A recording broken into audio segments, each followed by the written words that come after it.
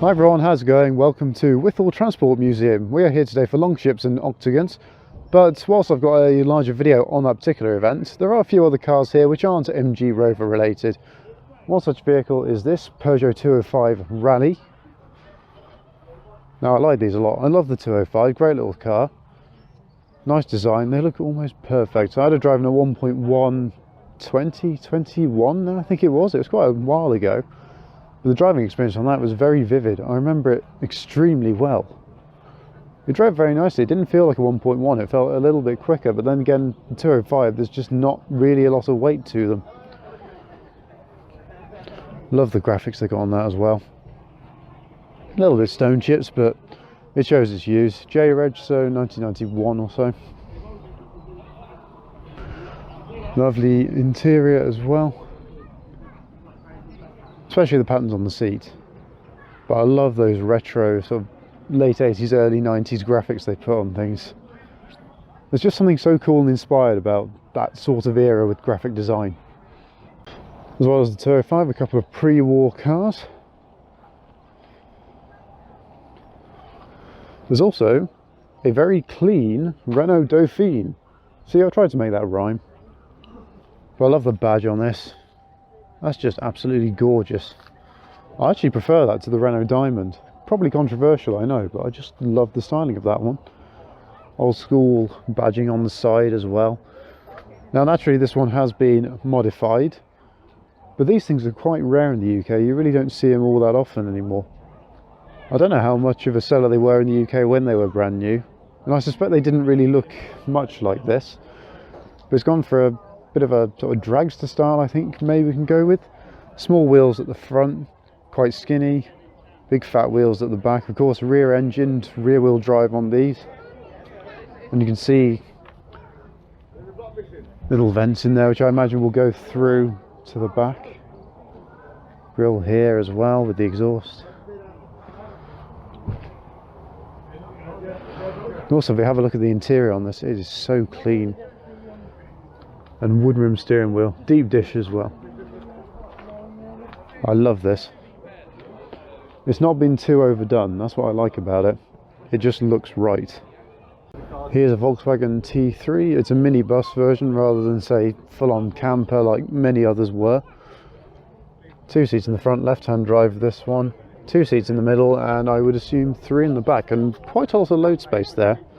Of course, these, like the T2s, were rear wheel drive, rear engine as well, air cooled.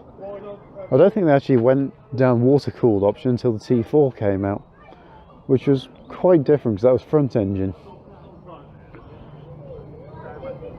I'm liking the colour scheme on this one as well. The brown with the cream just works. Obviously it's a little bit, should we say, worn,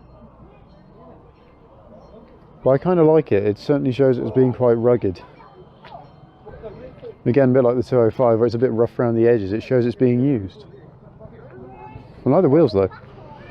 Now of course, how can I miss the minis? We've got 2 Austin minis here, one being a Traveller, the other being a Cooper S. Of course, the fastest of the Austin versions of the cars. Traditional door handles, I quite like those. There's something so nice about the simplicity on them. Have a look in the interior, it's very clean. They've actually mounted a fire extinguisher in the same way I've done on my Mini, except mine was on the passenger side. Check out the video on that if you want to see how I installed it. Oh, it's even got a heritage certificate as well. Certified copy of a factory record, so yes, this was a genuine one. Twin fuel tank. I like these little mirrors though. The only problem is, of course, they mount into the glass rather than the metal of the door. But I like the shape of them. Also have a look at this little red one here, Traveller. Again, very clean. Has it got the dim switch for the headlights on the floor? I can't see from this side, I might have to look on the other side. But again, always with a Traveller. The extra practicality in what is not really a massive amount more space. It's just genius. We have a look, the front ends of the cars are pretty well aligned, and really it's maybe a foot at most. It's quite amazing just how much of a difference taking away that rear parcel shelf and extending it a bit actually makes. Yeah, sliding windows, of course. These are Mark 1s. External door hinges give that away, as does the grille. There's a few other little things as well, such as down on the sills at the back end there towards the wheel. But I do like these wing mirrors as well. I can't not like a Mini.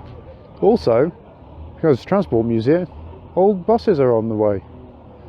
They're on the move, at least this one maybe isn't, but it has been driving around a little bit today.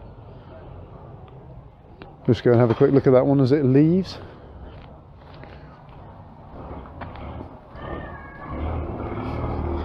Old school chugging, love it. The sounds and smells of the 60s and 70s. But finally, of the older vehicles, shall we say, that have turned up that aren't MG Rover, this lovely Land Rover. I think this one's here all the time, judging by the condition of it. It's got little protectors over the indicators and brake lights. Quite a lot of stuff in there. And a plant growing out of it as well. But I like this. And I hope you've liked it too. Thank you for watching. I'll see you in the next video. So until then, I shall say for now, farewell.